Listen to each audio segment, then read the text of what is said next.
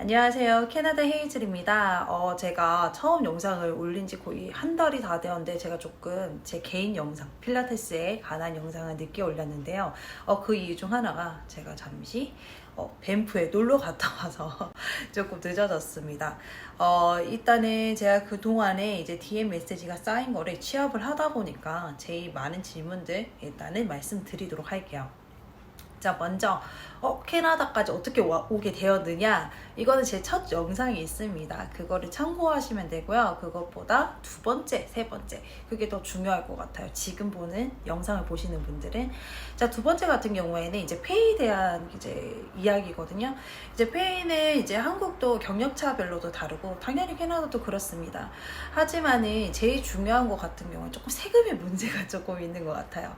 이제 한국은 우리 프리랜서 강사인 경우에는 3.3%가 되고 또 4대 보험이 되든지 아니면은 기본급을 받고 이제 거기에서 알파로 이제 그 시간당의 페이 측정을 받든지. 근데 조금 저는 저의 입장, 그러니까 제 개인적인 거예요. 이제 저 같은 경우에는 이제 세금을 보고 조금 놀랐어요. 왜냐면 안 그래도 물가가 너무 비싼 나라인데 이제 거기다가 세금도 많이 뗀다. 그래서 어떻게 보면 한국이 내가 더 이제 돈을 더 많이 벌 수 있었던 나라였나? 이런 생각을 좀 솔직히 했습니다. 그랬는데 이제 세금 같은 경우는 좀 워킹 홀리데이로 강사하시는 분들이랑은 조금은 다르실 수 있어요. 저는 일단 워킹 비자이고요. 이제 워킹 홀리데이이신 분들은 1년 일하시고 나중에 다시 가시잖아요. 이제 저 같은 경우에는 지금 클로즈 비자에다가 이제 워킹 비자예요. 그러니까 저는 딱 한 군데서만 일을 할 수 있거든요. 이제 한국 같은 경우에는 이제 뭐 오전 센터, 오후 센터 다르게, 아니면 월수금 저녁 A 센터, 뭐 화목 B 센터, 그리고 오전에 A 센터, B 센터 이런 식으로 일을 할 수 있잖아요. 근데 저는 지금 딱 한 군데서만 일을 해야 해요. 그러니까는 어떻게 보면 수입이 한정될 수도 있는데 다행히도 제가 있는 곳은 이제 조금 고객층의 수요가 많기 때문에 한국과 뭐 캐나다랑 비교했었을 때 떼는 세금 솔직히 너무 많아요.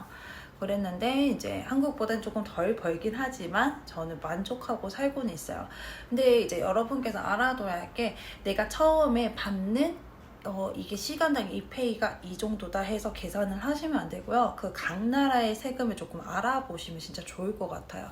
왜냐면은 난 이거 받는데 왜 이거밖에 못 받지? 라는 상황이 올 수도 있거든요. 그래서 이제 그거는 이제 처음부터 뭐 계약서든지, 그리고 이제 그거를 계약하기 체결 전에 이제 그거를 서로 이제 조금 잘 알아서 해주시기 바라고요. 자, 두 번째로 많이 온 메시지 중에 하나가, 이제 해외에서 있었을 때는 강사들 중에서는 이제 외국인 강사들은 어때요? 뭐 이런 식으로 얘기하는데, 이제 저 같은 경우에는 뭐 특별 케이스라고 해야 하나? 제가 특별 케이스인지 모르겠지만 그냥 제가 있는 곳이 좀 한국 선생님들이 많아서 그냥 저는 해외 선생님의 강사는 이제 다른 파트 분야예요. 그러니까 저는 필라테스 파트면 이제 다른 여러 가지 파트가 저는 클리닉 안에 있거든요. 그래서 저 같은 경우에는 한인 선생님들이 제일 많이 모여 있습니다. 근데 여기서 자부심을 가져야 할 게 있어요. 그게 뭐냐면요. 한국에 있는 필라테스 샵이 너무 많잖아요. 근데 생각을 다 해보시면 그만큼 경력이 많다고 합니다. 그리고 경험이 그만큼 많기 때문에 이제 그만큼 더 잘 가르칠 수 있다는 거를 생각을 해보셔야 해요. 이제 여기서 필라테스 강사 하셨던 분들 보면은, 예를 들면은 조금 오버해서 설명하자면은 나는 여기서 필라테스로 회원님을 한 2, 3년 가르쳤어가 한국에서 한 반년? 1년? 가르친 수준?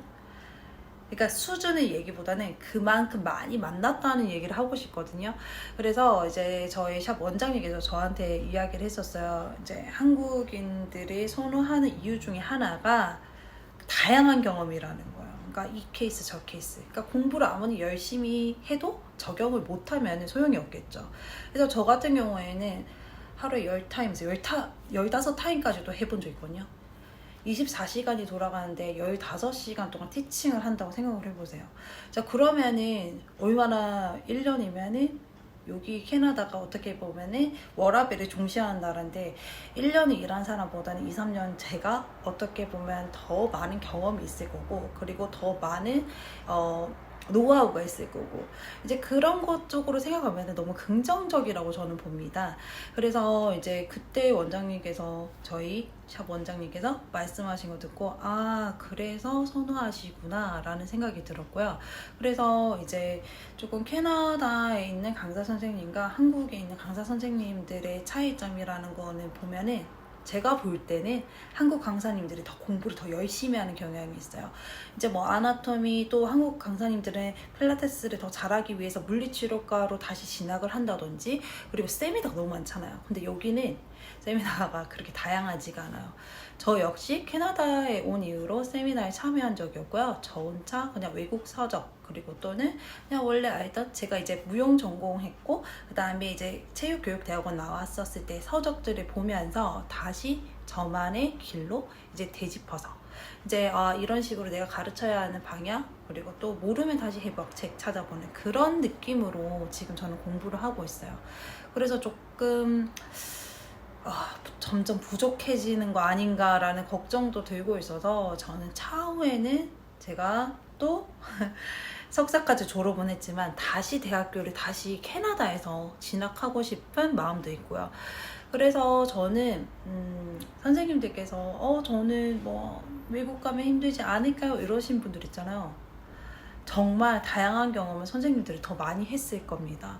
왜냐하면은 우리는 그룹 수업이 엄청 활성화되어 있잖아요. 근데 그 그룹 수업도 캐나다에서는 이제 한국처럼 그렇게 활성화되어 있잖아요. 그리고 개인 레슨도 이제 그 뜻은 뭐냐면요. 이제 한국은 조금 24시간이 돌아가는 나라이잖아요. 근데 여기는 좀 빨리 문 닫고 하는 경향이 있고 또 이제 일에 대한 거에 대한 시간들을 너무 철저하게 지켜서 이제 한국 같은 경우에는 우리 밤 10시에도 오픈해요, 11시에도 오픈해요 하지만 여기서는 필라테스 그런 거 없어요.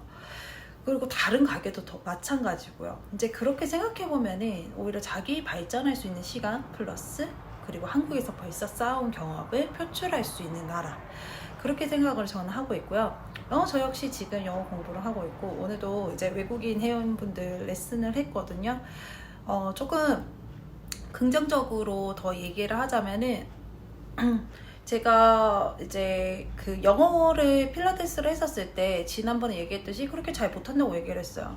근데 이제 오늘 만났던 회원님이 저는 처음부터 양해를 구했거든요.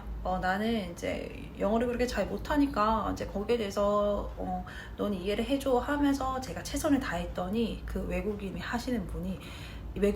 분이 저한테 너 너무 잘하는데 왜 그렇게 얘기를 했느냐. 그래서 왜 한국인은 왜 이렇게 자신감 없이 맨날 아니라는 식으로 얘기를 하느냐라고 하는 거야. 근데 우리 한국인 입장에선 그런 거 있잖아요. 1등이 아니면은 2, 3등이어도 난 못한다라고 생각하는 거. 그래서 저는 맨날 그런 기절을 깔고 맨날 살아왔기 때문에 그 얘기 듣고 살짝 기분이 좋으면서 더 잘해야겠다. 그러니까 계속 욕심이 생기더라고요. 근데 이제 이거는 그냥 여담으로 말을 하는 거지만요. 그냥 진짜 쫄 필요 없어요. 이제 그냥 부딪히면 돼요. 한국인이면 된다.